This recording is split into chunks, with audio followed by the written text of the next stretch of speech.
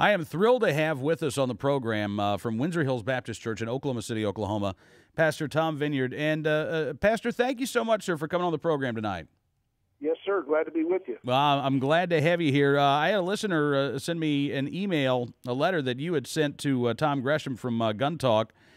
This is a letter that you had sent to the chief of police in Oklahoma City. Is that right? Yes, sir.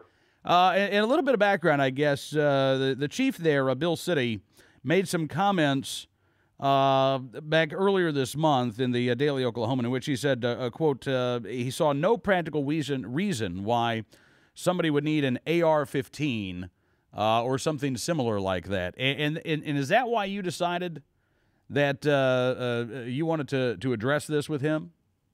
Yes, sir. That was part of it. Now, what happened? One of our Oklahoma City police officers was shot in an incident last year. I think it was late last year.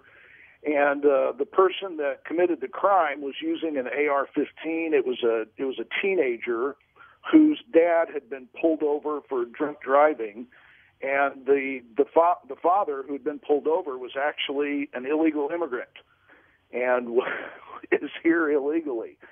And the officer, I found out in researching, the officer actually had an AR-15 in the car, but Police Chief Citty said that she was outgunned in the incident, and that was an inaccurate statement. It was misleading, and that was part of the reason that I wrote. Okay, and I have to tell you, I mentioned this at the beginning of the program. I lived in Oklahoma City for a number of years.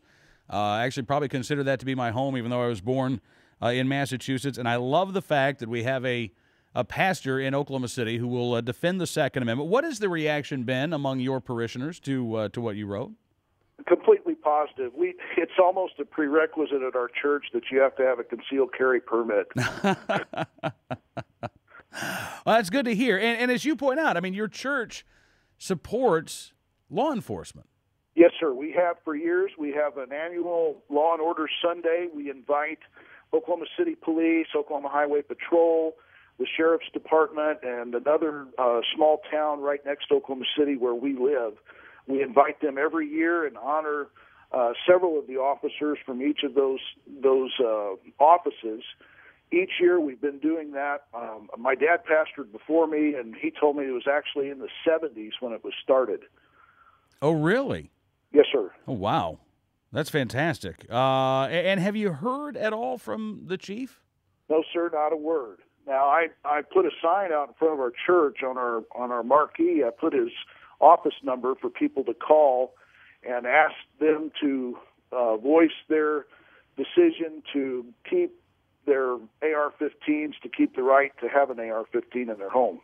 Well, good for you. I have to say, in Oklahoma City, I'm not too concerned about the city council trying to pass some sort of law that would ban these commonly owned firearms. But I think it's great that you are trying to educate the public and the chief and the members of the city council, not just as to the secular reasons why we own firearms, but you actually, in your letter to the chief there, you actually brought up some of what the Bible has to say about self-defense and about arms as well. Yes, sir. There are plenty of examples, starting with Abraham when he went and recovered Lot and his family when they were taken in a battle, all the way to Jesus telling the disciples to buy a sword.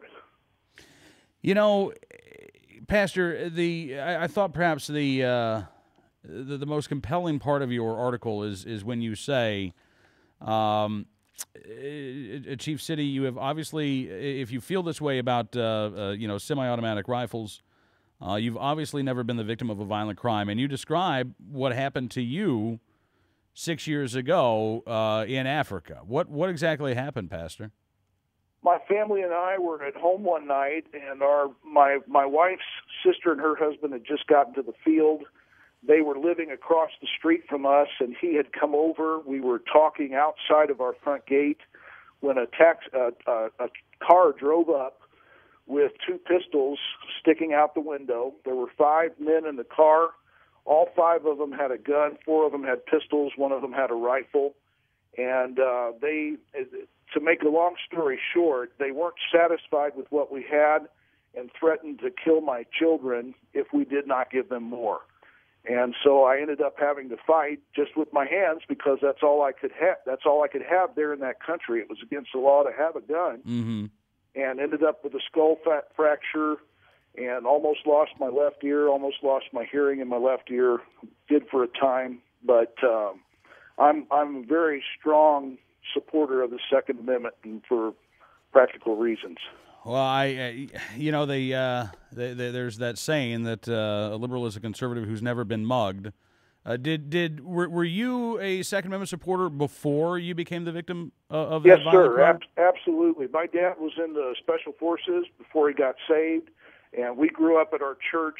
Gun activities are common at our church. We have shooting classes several times a year for our members. We make them available, and have a good relationship with those people that teach those classes. They come out to our camp. It's a very important thing for us. Oh, that's very good to hear, Pastor. I really, I'm thrilled to hear that, actually. And there was one more point that I wanted to make that I thought you made very well. You talked about the chief there saying that he has seen guns at a much higher rate now than 20 years ago in Oklahoma. You go back 20 years, and what you find is that the crime rate actually not much different in Oklahoma. I mean, homicide rate's actually a little bit lower than what it was 20 years ago. May I quote one of our state senators? You bet. State Senator Steve Russell actually brought out the statistic that since 2004, when that supposed ban was dropped, the crime rate in Oklahoma has actually dropped drastically by 14%. So there you go. Well, I hope that the chief will respond at some point to you, Pastor, and if he doesn't, well, I'm calling for his resignation. He needs to resign. He misrepresented the facts. He inaccurately told what had happened with the police officer that was injured. He is trying to take away. It's in our state constitution that we have the right of citizen to keep and bear arms in defense of his home, person, and property, or in aid of the civil power when thereunto legally summoned shall never be prohibited. That's in our state constitution, in addition to what we have in the Second Amendment. Well, Pastor, again, I appreciate you coming on the program tonight, sir, and we'll continue following this story. Thank you for your time this evening.